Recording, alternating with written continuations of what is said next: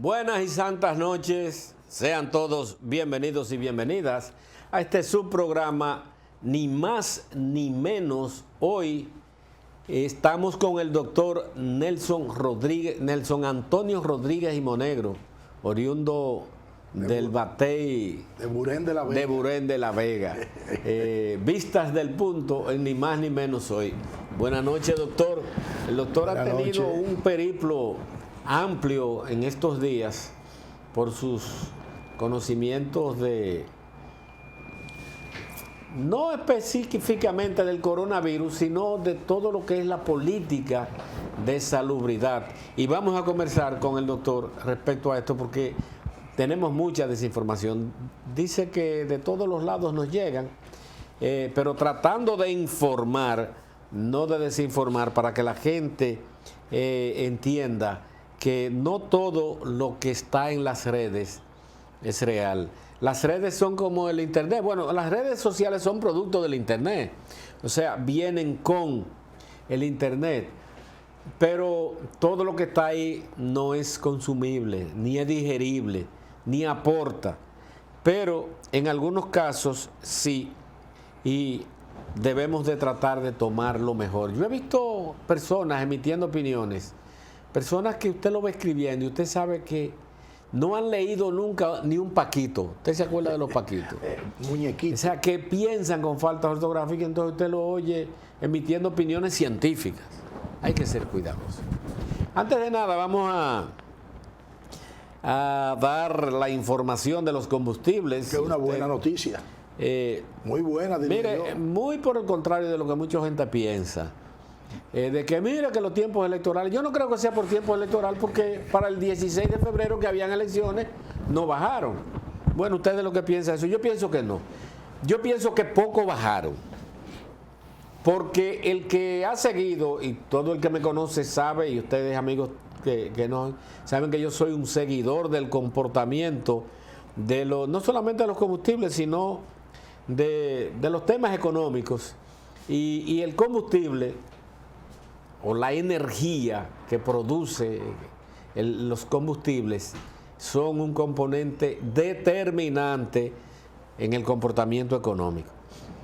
El precio del barril de petróleo, no tanto por el coronavirus, es bueno que porque ahora todo se lo achacamos al coronavirus, no, por un problema de Irán, Irak, Rusia, que decidieron reducir su proporción, su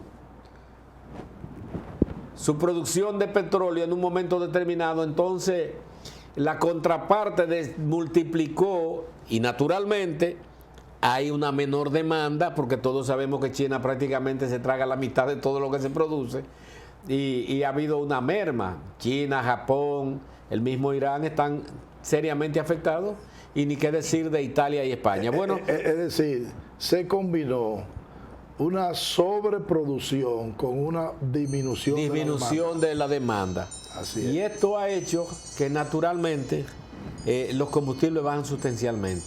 En términos generales bajaron más de un 30%, porque se cotizaron llegó a estar a $30 el precio del barril de petróleo, de 50 y tanto.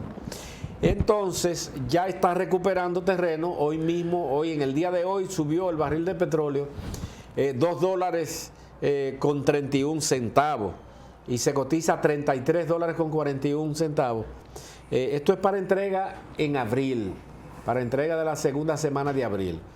Recordemos que las bolsas de valores venden a futuro.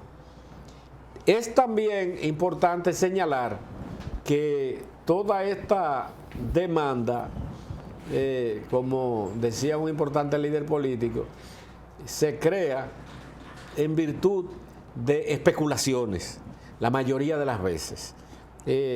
Porque usted, en estos casos, ni tiene el petróleo, ni tiene el dinero, ni realmente entrega el dinero, ni entrega el petróleo. Sino usted promete, usted hace promesa. Naturalmente, Es una transacción virtual. para usted pagar, esto es la realidad, esta es la realidad. Para usted tener ese tipo de negociación y que le acepten esa oferta, naturalmente usted tiene que tener condiciones de solidez económica. Es lo mismo que usted va a un banco, usted coge $1.000.000, usted promete pagar y el banco, confiando en su solidez, le presta. Pero bueno, los precios del barril de petróleo, los precios, otra cosa que quería hacer notar, que nosotros no compramos petróleo crudo. El legislador dominicano fijó los precios de acuerdo al parámetro, aunque se fijan los viernes. El último precio que se toma como parámetro es el del miércoles. Es un prorrateo hasta el miércoles que se hace. Y el miércoles se cierra, entonces fijan los precios del viernes. Pero nosotros lo que compramos es combustibles terminados. Entiéndase, gasolina, gasoil, fuel oil, kerosene, aftur. Porque apenas compramos entre un 15 y un 20% de petróleo crudo, que es la capacidad que tiene nuestra refinería, a lo que Juan Bosch le llamaba un alambique que había en Jaina. La gasolina premium se venderá a partir de mañana o de la medianoche de hoy a 210,90, reduce 11 pesos. La regular a 194, reduce 10,50. El gasoil óptimo a 162,30, reduce 10,30, y el regular a 150,40, reduce 11,20 en su precio. El gas licuado de petróleo se venderá a 82,50, hace tiempo que no estaba así, y reduce 10,80 su precio. La tasa promedio del dólar que se usó como referencia fue de 53,63 para fijar estos precios. Y reitero, yo entiendo que debieron bajar algo más. Ahora, reitero, los precios de los combustibles terminados que nosotros compramos no redujeron su precio en la misma magnitud que el barril de petróleo. ¿Por qué? Es natural. Porque el barril de petróleo usted lo compra crudo, tiene que procesarlo, y la gasolina ya usted la compra terminada, no tiene que procesarla. O sea, hay un valor que se agrega a lo que nosotros importamos. Bueno, de todas maneras, ¿qué por ciento desde que comenzó ese declive de los precios del barril de petróleo se ha reducido los combustibles aquí? Un 30% ha reducido. El precio para el consumo local. Para el consumo. Más o menos alrededor de yo diría que un 25%. Habría que sacar, mira, no había pensado en eso. Podríamos sacarlo porque hay 5 o 6 semanas hace que está bajando. Reduciéndose. Y baja 3, 4, 5. Y si los calculamos, podríamos decir que un 25 o un 30%. Está bien, pero si cuadramos de que en ese mismo tiempo el barril de petróleo, y reitero que aunque no compramos petróleo crudo, ha reducido en casi un 50%. Un 50%, es decir, yo creo que el precio del barril de petróleo algo poco menos debe de un 50%. ser el menor precio que de los últimos 3 años, 4 años. 2 años y medio. Es que le conviene a la economía dominicana porque claro, hay un gran ahorro. La verdad es que muchas veces, sobre todo en lo que respecta al término de electricidad y la baja que pudiera tener la factura eléctrica, pues muchas veces no se refleja tanto porque como hay tanto déficit, entiende que de una u otra manera con estas reducciones compensan. Eso es lo que ha hecho el gobierno. Recuerda, Nelson, que a raíz de los problemas que hubo con Punta Catalina, independientemente de todo el manejo que se le dio a Odebrecht, no es otra cosa. Estamos hablando de lo que implicó la inversión en Punta Catalina respecto a los precios que debimos recibir en un momento de gran baja del petróleo. ¿Qué sucedió? Recordemos que las negociaciones de Punta Catalina se hizo a través de un consorcio brasileño. Y esto, un consorcio financiero brasileño. Acuérdate que a raíz del abajato que empezó en Brasil, todo esto fue una estructuración de un problema de Brasil, era con un banco. Y esta construcción que se iba a hacer de Punta Catalina era prácticamente lo que se llama llave en mano. ¿Qué pasa? Que a usted firma un contrato y a usted le entregan ya el servicio, o sea, las plantas ofreciendo el servicio. Operando. Pero el banco tuvo que retirar el préstamo. ¿Y qué pasa? Que esa financiación de Punta Catalina la asumió el gobierno con recursos propios. Esos recursos o esa inversión que hizo el gobierno impidió que nosotros recibiéramos grandes descuentos en la tarifa de petróleo. Nos lo ahorramos prácticamente en deuda, pero eso hizo que nosotros tuviéramos que pagarlo.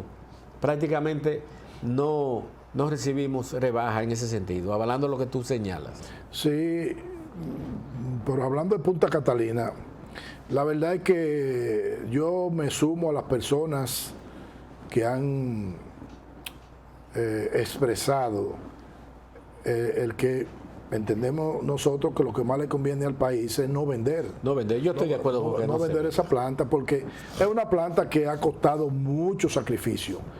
Y además de eso, se vendió en su inicio la idea de que eso iba, primero, a contribuir con la oferta en términos de generación. De hecho es así. Que es así. Está generando más de 700 megas ahora. Así. En segundo lugar, que iba a inducir una baja del costo de la electricidad. Es decir, es más, desde ya se está comprando más barato. Mucho más barato. Pienso, si mal no recuerdo, que hoy el precio anda por los 8 centavos. 8 centavos. De dólares. 8.1%, que serían 8,10 más o menos. Sí. Por otro lado, nos lleva a ir mucho menos, quizá no ir al mercado spot a buscar combustible. No, al contrario, tiene que venir porque recuerda de Nelson que este sistema que nosotros tenemos, la demanda, o sea, el precio del kilovatio hora empieza de cómo sea la mayor generación, el costo de la mayor generación que tiene. Todo el que entra a conectar después que Punta Catalina entra con 700 y tantos megas, tiene que disponer del precio al que produce Punta Catalina. Por eso es lo que te digo. Exactamente. Que entre en un beneficio. De hecho, casi todas las plantas están cambiando a gas natural precisamente por eso. Es decir, que también ese es un beneficio. Danielito, no vendan, no se metan en esa vaina, no vendan esa vaina. Porque ya al echarse la paloma. Y porque yo nunca he estado conteste con lo que dicen muchas personas en términos, sobre todo el ambiente político y el ambiente empresarial, de que el Estado es un mal administrador. Yo nunca he creído eso. Nelson, hay programas, y discúlpame que te interrumpa tanto, hay programas que son maravillosos aquí.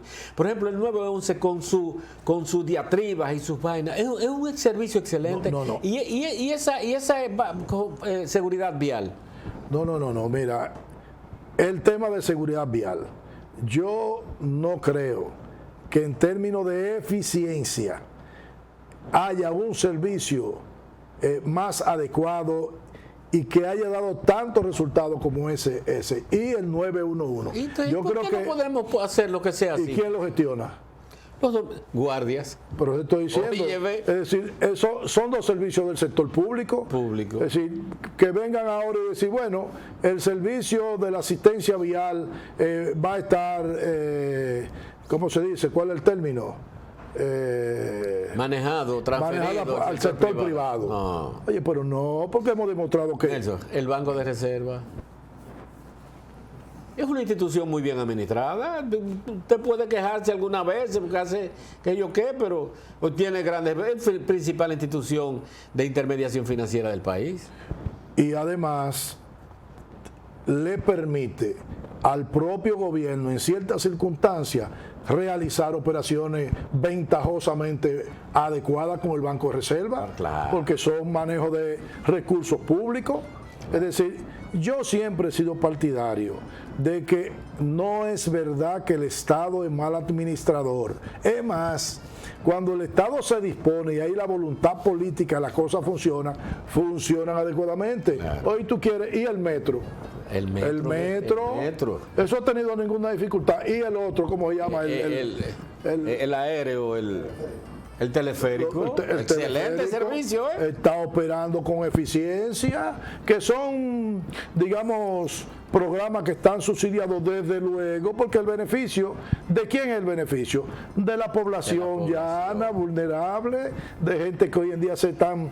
Lo único malo que tiene eso, sobre todo el metro, es que no cubre prácticamente todos los sectores de la población. Pero que además... Y que no hay uno para el este, uno para el sur y uno para el Cibao. Que hay un mecanismo, es más, que si pudiéramos en la capital, digamos, la capital donde está el 30% de la población del país, si eso tuviera, por ejemplo, 4 o 5 líneas que cubra toda el área metropolitana con los barrios satélites, óyeme, tú resuelves el problema del transporte en la capital. Y fuera habitable la capital, ¿no? Pero desde luego, tú sabes, y la decongestiona. el trabajo da usted ir no de un extremo a otro, de un punto a otro cualquiera.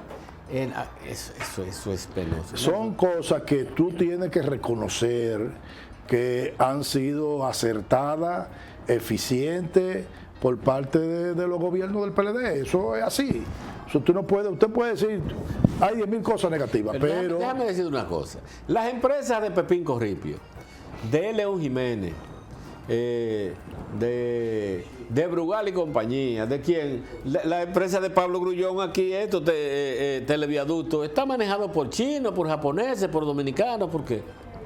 Y entonces, ¿por qué las del Estado no pueden ser dirigidas por dominicanos? Bueno, ponga un ejemplo ahí, es decir, que todo tiene que ver con decisiones políticas y fuerza de voluntad. Por ejemplo, yo siempre he tenido una queja con Radio Televisión Dominicana. ¿Por qué Radio Televisión Dominicana, que tiene un área, digamos, privilegiada en el dial? Sí. Porque el 4 y el 5 son, pero entiendo no, yo... Acuérdese que el 5 lo dio Balaguer a Claro, claro. Pero te quiero decir es que tú tienes una programación en la televisora estatal realmente pálida, es decir, que no tiene atractivo. Eso da pena. Y había que ir, ese show del mediodía, nacional. Nosotros cogíamos para allá de Ciudad Nueva a ver el show del mediodía cuando más Cordero y José Joaquín Pérez. Eso era una cosa increíble. Los canales eran 4, 5 y 12. Pero que pues eso pudiera estar funcionando adecuadamente. Por una programación inclusive competitiva. O usted tomarlo definitivamente como un canal estatal que permita, por ejemplo ahora, con el tema de coronavirus, donde tú tengas una programación, no con coronavirus, con todo lo que sea necesario, de llevar mensajes de educación a la población sobre el tema del tránsito, sobre el tema fiscal, en fin, 10.000 temas.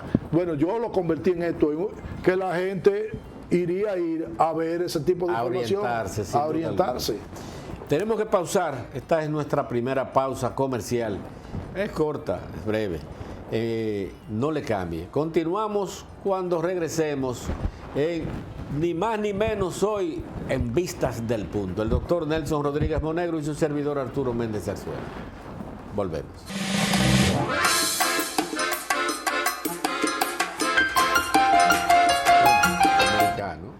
Americano, eso es lo que habla. Bueno, gracias por mantenerse con nosotros. El coronavirus, mucha desinformación, pero es importante que no atendamos a todo lo que se dice. Que anda por ahí, que vive corriendo, que llevaron uno a tal sitio, que...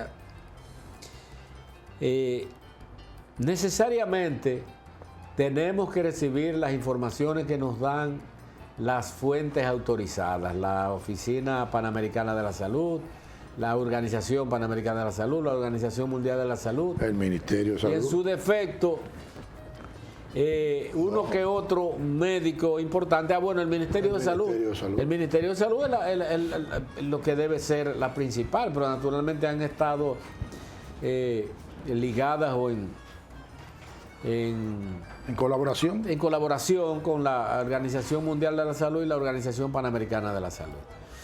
Doctor, ¿qué usted opina? Se habla mucho del manejo. Yo he escuchado personas que hasta caminan con falta ortográfica hablando, no, porque el gobierno no está haciendo lo que tiene que hacer. ¿Y qué es lo que tiene que hacer? Bueno, actuar.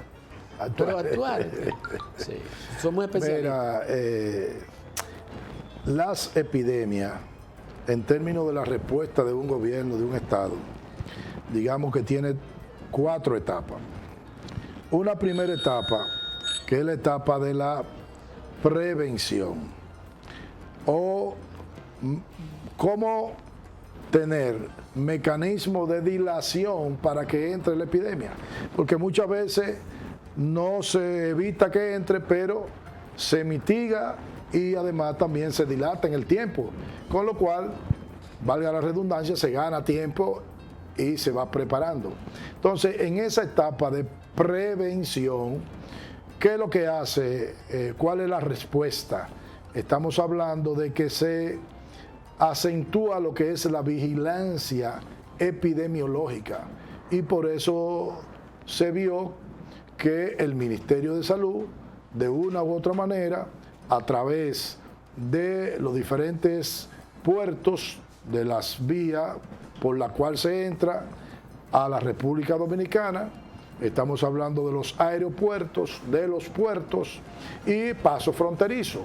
Entonces, montaron una vigilancia con el fin de tamizar, de colar, de sedacear a las personas que llegan a República Dominicana y sobre todo si proceden de sitios donde están el brote o la epidemia activamente. Estamos hablando al inicio de China y posteriormente entonces de países europeos. Italia, España, Alemania, Corea del Sur, en Irán fin. ha sido grandemente impactado, pero nosotros no tenemos ese tráfico ninguna. de iraníes. Entonces, gracias a Dios. A mí me parece que desde el punto de vista de esa primera etapa, el Ministerio de Salud con las diferentes autoridades han hecho un trabajo bueno, porque nosotros de una u otra manera tenemos que fiarnos de la declaración y de las informaciones que da la Organización Panamericana de la Salud conjuntamente con el Ministerio. Y de acuerdo a esas informaciones, nosotros tenemos confirmado, certificado 5 casos de coronavirus y ninguno de los mismos son casos autóctonos, es decir, han sido casos importados. Entonces, tenemos en eso par de meses. Estamos en marzo. El problema comenzó a final de diciembre, sobre todo en la primera semana de enero. El primer caso se diagnosticó aquí al principio, el 1 o el 2 de marzo. Sí, pero te quiero decir que el problema venía desde atrás. Entonces, del 29 de diciembre. En términos, ¿qué resulta? Que tenemos una serie de casos que cuando se hace lo que la autoridad llaman el mapeo de contacto, uno puede, digamos, suponerse que puede haber algún tipo de contacto que se hayan infectado y que se hayan escapado. Eso es posible, porque el contagio es tan fácil. Por ejemplo, el caso de la dominicana que vive en Italia y que se diagnosticó, ya sea que se escapara, como dijeron las autoridades, o que le permitieran irse a su casa, que resulta que todo eso dependía de que ella obedeciera o no. Y resulta que posteriormente ella ha tenido contacto con otro tipo de personas que no han tenido síntomas que se sepan, pero pudieron haberse contagiado.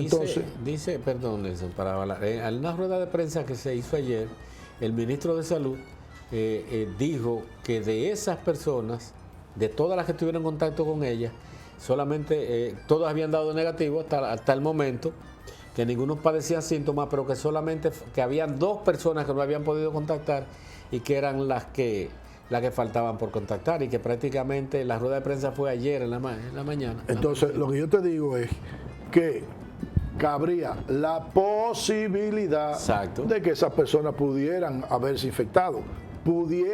Uno tiene aquí necesariamente que especular. Comienzan a surgir, digamos, el caso del niño de Santiago, un niño que regresó de Italia, estaba en un colegio, comenzó a tener síntomas y salió positivo. El niño está actualmente en el Hospital Ramón de Lara. Ese niño tuvo contacto con otros, entonces se ha hecho un levantamiento. Han salido negativos esos casos. Ayer, por ejemplo, un médico de la clínica Coromina me informó que una niña de ese colegio estaba ingresada ya y que tenía síntomas similares. Entonces él me decía, bueno, la niña duró 3 o 4 horas en la emergencia. Ahí había médicos, ahí había enfermeras. La niña la está atendiendo un médico, pero ese médico está atendiendo su consulta normal. Entonces, fíjate por qué es tan importante la rigurosidad en el seguimiento de esos contactos y aislarlo hasta que pase el periodo de incubación. Por eso, uno no descarta que pudiera ya en República Dominicana haber algún tipo de circulación del virus del coronavirus. Ahora, eso no puede afirmarlo nadie, por lo cual, a mi modesto entender, yo creo que hasta el momento el ministerio se ha manejado adecuadamente. Porque los independientemente de que pudieran haber unos independientemente, porque ellos van a circular. Claro. Una pregunta, Nelson. Y estamos hablando con Nelson porque todos lo sabemos, el que conoce a Nelson sabe que es una autoridad en materia de salud, sobre todo de salud pública y los efectos que pudieran tener todo este tipo de patología, aunque no es epidemiólogo. Una cosa, Nelson. Una persona que sea pueda haber sido contagiado, que haya podido tener contacto con una persona contagiada, no necesariamente tiene que contagiarse. No. O cuántas pruebas amerita que se le hagan y en qué tiempo para descartar definitivamente que no ha sido contagiado. Una persona que ha estado en contacto con una persona enferma, lo primero que hay que hacer con esa persona es aislarlo, porque él no tiene síntomas. Uno mismo aislarse, la gente tiene que claro, tiene que asumir la responsabilidad, aislarse y esperar ese periodo de 2 semanas. Si no desarrolla ningún tipo de síntoma, tú das por descontado de que esa persona no se infectó. 2 semanas es lo 14 días, el máximo hasta 14, 15 días. Entonces, ¿qué resulta? Bueno, si tú tienes las posibilidades, pues tú le puedes hacer la prueba, porque si la persona está en periodo de incubación, tú lo detectas tempranamente. Pero el que una persona haya estado en contacto con una persona enferma no quiere decir necesariamente que esa persona se infectó. Tiene probabilidad de haberse infectado, ese otro. Claro. Es decir, eso no es que yo estoy infectado y hoy estamos aquí, entonces resulta que tú te infectaste. No, tú tienes probabilidades de infectarte. Ahora bien, es un potencial. ¿Qué es lo que yo pienso? Yo pienso que las autoridades deben pasar al segundo nivel de actuación. Primero, la prevención o dilación de que entre. El segundo momento es la contención, es decir, cómo tú logras contener un brote, una epidemia. Y entonces, ¿qué se necesita para eso? Hasta ahora, Arturo y amigos televidentes, de una manera estratégica, el Ministerio de Salud Pública ha centralizado las pruebas diagnósticas del coronavirus, es decir, cualquier persona sospechosa se le toma la muestra y tiene que enviarse a la capital al laboratorio Dr. de Filló. Laboratorio Nacional. Hasta ahora. A mí me luce, usted está teniendo mucho, pueden ser rumores, especulaciones, en fin, de casos. Por ejemplo, se ha hablado de que aquí en Moca ha habido casos. De que hubo un caso anoche. En Santiago, en San Francisco. Entonces, ¿qué tú necesitas? Tú necesitas descentralizar la prueba. Por ejemplo, en cada una de las direcciones provinciales de salud se deben tener las pruebas ya. De modo que cualquier caso sospechoso prontamente se tome la muestra y se le dé una respuesta inmediatamente. La muestra, cualquier laboratorio está en capacidad, naturalmente con el reactivo necesario de obtener resultados. Sí, si tiene la prueba que es la reacción en cadena de la polimerasa, esa es una prueba muy especial. Si tiene creo que se llama primer, si tiene eso, que no es más que una prueba que permite identificar el genoma del virus. Y tú identificas eso, sabes cuál es el genoma, y si se corresponde, ya tú identificas, sí, tiene coronavirus. ¿Por qué tanto tiempo para obtener los resultados de una cosa que habla de de 8, se hablaba de 25 horas, pero ahora se habla de 7 u 8 horas. De 6 horas, porque eso, bueno, por ejemplo, si tú tienes que mandarlo a la capital, bueno, pero ahí tú lo tienes en el nivel local. O sea, que el tiempo es el transporte. Sí, transporte y esas cosas, y tú lo tienes en el nivel local, eso en menos de una hora tú tienes los resultados de eso. Entonces, tú descentralizas eso, porque fíjate que uno de los problemas que tuvo Italia fue que primero minimizaron el tema de la epidemia y en segundo no descentralizaron a tiempo las pruebas. Porque ¿qué es lo que te permite, Arturo y amigo televidente, si tú descentralizas? Tú identificar oportunamente el surgimiento de algunos casos de un brote en un área determinada y tú bloqueas inmediatamente. Que fue lo que hicieron los chinos. Claro, si tú no haces las pruebas necesarias de los casos sospechosos, entonces cuando tú tengas ya una dimensión del problema es que tú quieres actuar, entonces tú estás reactivamente actuando. Eso por un lado. Por otro lado, como países subdesarrollados, actuando a reacción. Por otro lado, tú tienes que identificar, por lo menos por provincia, áreas para aislar los pacientes. Es decir, tú no puedes tener únicamente el Hospital Ramón de Lara para tú aislar al paciente.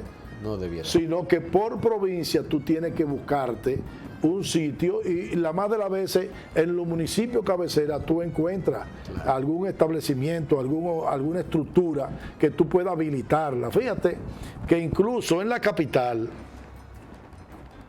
porque no solamente eso, el 80% de los pacientes que se contagian con el virus desarrolla una enfermedad gripal banal, normal, sin ningún tipo de problema. Pero el 20% necesita internamiento porque desarrollan o una neumonía grave y una parte de esto te desarrollan una situación crítica. Los que están en la edad suya son los que tienen. Exactamente, los adultos mayores. Entonces, yo tengo 22. ¿Qué ocurre? Los hospitales nuestros y las clínicas privadas no tienen espacio para aislamiento, pueden tener 1 o 2 camas, pero digamos que nosotros pudiéramos tener una situación como Wuhan, es decir, estamos hablando que pudiéramos en un momento determinado tener 100.000 infectados. Y yo le decía a una gente, dice, 100.000 infectados, entonces yo le digo, ¿tú recuerdas el chikungunya? El chikungunya contagió a más de medio millón de gente en República Dominicana. Mucho más de medio millón. No, ¿sabes cómo le decían? No me voy sin verte. No me voy sin verte. ¿Y qué ocurre? Que el chikungunya se transmite a través del vector del mosquito. Este se transmite a través del contacto directo con la gente. Es decir, que este tiene mayor probabilidad, potencialidad de difundirse. Y no se sabe, dicen que todavía no se sabe si inmuniza. Ah, es otra cosa. El mosquito inmuniza cuando... El virus, sí. Si por lo menos ese tipo de virus, que son 4 del dengue, perdón, del chikungunya estamos hablando, sí se inmuniza a la persona. No, y el dengue también. El dengue para el virus. A mí me han dado 2, yo no quiero que me den más. Bueno, entonces, lo que yo estoy diciendo es que tú no puedes subestimar la capacidad de morbilidad y letalidad de este virus. Yo creo que uno de los errores que se ha cometido es el estar comparando la letalidad de este virus con otro, porque eso tiende a subestimar a este virus. ¿Cuál es la mortalidad? De un 2 a un 4%. Esto es que de cada 100 que se enferman, de 2 a 4 personas fallecen, pero el 20% hay que ingresarlo. Sí. Si nosotros, por ejemplo, tuviéramos 100.000 afectados en República Dominicana, quiere decir que hay que ingresar 20.000 personas. 20.000, claro, no se enferman todos juntos. Pero ¿qué tenemos en República Dominicana? Tenemos que en el sector público, aproximadamente unas 11.000 camas tiene el sector público. Del país total. Del país total, 11.000 camas. ¿Usted sabe de eso? ¿Usted manejó eso? Claro. Y el nivel privado debe andar por unas 10.000 camas también. Es decir, que nosotros aquí tenemos, póngale, 20.000 camas total. Ay, Dios. Pero ¿qué ocurre? En el sector público no tenemos camas usualmente porque nosotros tenemos una población insalubre. Primero, son de las cosas que tenemos que tener presente. Primero, el 9% de la población dominicana son adultos mayores. Es decir, gente que tiene más de 65 años. Estamos hablando de 900,000 personas tienen más de 65 años. Pero ¿qué ocurre? Que el 31% de los adultos son hipertensos, que el 12% de los adultos son diabéticos. Fíjense bien que el 0,8% de la población dominicana tiene VIH. Es decir, cuando usted se pone a ver cuántas personas tienen cáncer y están en tratamiento, lo que yo quiero llamar la atención es que, si bien es cierto que este virus no tiene una letalidad como el SARS ni el MERS, las condiciones de respuesta del sistema de salud público y privado en República Dominicana no está en condiciones de absorber una demanda de ese tipo y colapsaría el sistema asistencial, que es lo que ha ocurrido en Italia. Es decir, en Italia incluso tienen más muertos porque es una población más envejeciente. Y muy vieja. Porque esa gente no quiere pareja. Muy vieja. ¿Y qué está ocurriendo en Italia? Que el médico tiene que decidir entre quién se salva y quién se muere, porque no tienen, bueno, y no te voy a hablar a ti de la unidad de cuidado intensivo. Yo dejé en el sector público, en el país entero, 476 camas de intensivo. Ponle en privado otra tanta, ponle que tengamos 1,000. Pero con 100,000 afectados tenemos que buscar unidades de cuidado intensivo para entre 4,000 a 5,000 pacientes. ¿Dónde los vamos a meter? Entonces eso traería como consecuencia no solamente que fallezca mucha gente por falta de unidades de cuidado intensivo, pero también van a morir muchos que no tienen coronavirus, pero que necesitan cuidado intensivo por accidentes de tránsito, por problemas cardiovasculares, por derrame cerebral. Es decir, nosotros estamos ante una situación que es nada para tomarlo de relajo. Esa es la realidad que tenemos. Estamos jugando con eso. Bueno. Te estoy diciendo que hay otra cosa. Todos esos pacientes necesitan aislamiento. Yo, en un artículo que escribí, incluso proponía, ¿tú recuerdas el Hotel Santo Domingo en la capital? Está cerrado. Está cerrado. Entonces, el Hotel Santo Domingo, usted agarra la manguera de los bomberos y le da una limpieza adecuada y habilita ese hotel que está ahí cerrado como un centro para atención de pacientes en aislamiento. Eso debe tener fácilmente, ¿cuántas habitaciones debe tener? Muchas. Y salones, cantidad de salones. Es decir, es un hotel grande. Incluso yo le sugería, yo no sé las condiciones realmente que está, uno le pasa por fuera y lo ve la estructura bien. Como tú señalas, habría que limpiarlo, pero eso con voluntad en un día se limpia. Claro, 2 o 3 días, ponle una semana y tú lo habilitas, claro, con cama y establece ahí un hospital temporal para ingresar pacientes. Y usted me dirá, no, porque eso no es del Estado. Si el Estado tiene la capacidad y la calidad de ocuparlo si lo necesita. Claro. Lo que el Estado no puede ir es al Santo Domingo que es el otro, el norte. Al antiguo español. Al antiguo español, exacto, que está ocupado, que está operando, sacarlo de ahí y decir, vamos a hacer esto. Pero eso que está vacío, que es una edificación muerta prácticamente. ¿Qué existe donde está el Lenisa? También ocuparlo. Entonces tú mucho vienes, gallo y gallina. Bueno, entonces tú lo limpias, habilitas todas esas habitaciones y tú tienes un sitio donde tener pacientes en aislamiento. Exactamente. Incluso poder tratar pacientes que pudieran tener neumonía. Tú lo tratas ahí. Porque cuando dicen que el 20% desarrollan enfermedad grave, es que desarrollan neumonía. Eso no quiere decir que todo eso necesitan cuidado intensivo, no manejo clínico. Bueno, doctor, ha sido importante una pregunta y usted me responde sí o no para que entremos en materia, porque el domingo hay elecciones. ¿Usted recomendaría que se cerrara los vuelos, por ejemplo, que no se recibieran vuelos? Sobre todo de Europa, de esa zona? Mira, nosotros de una u otra manera nos estamos rigiendo por directrices de la OMS y la OPS. Ellos dicen que no es necesario. Ellos dicen que no es necesario. Y ellos tienen razón en el sentido de que el virus... Porque mucha gente está reclamando que se cierre el país. Va a tener circulación, aunque haga eso. Es decir, no son medidas, porque tú tienes que sopesar, digamos que es una cuestión de manejo de riesgo. Claro. Entonces, digamos que tú cierres el país, como ha hecho El Salvador. Sí. El Salvador ahora cerró toda su frontera y no permite extranjeros en los próximos, creo que 21 días. Sí, 21 días. Bueno, pero tú tienes que entender lo que conlleva eso. Es decir, tú vas a afectar toda la dinámica social. Yo estoy de acuerdo en que la prioridad es la salud del pueblo, pero ¿qué circunstancias te llevan a hacer algo así? El país hizo algo, entiendo yo, correcto, suspendió el principal brote en Italia, donde estaba, en Milán. Teníamos unos vuelos directos de Milán, suspende esos vuelos. Por ejemplo, yo pudiera decir, Italia se ha convertido en el mayor exportador de casos de coronavirus. Entonces, ¿Ellos cerraron sus vuelos? Sí, República Dominicana cierra vuelos con Italia.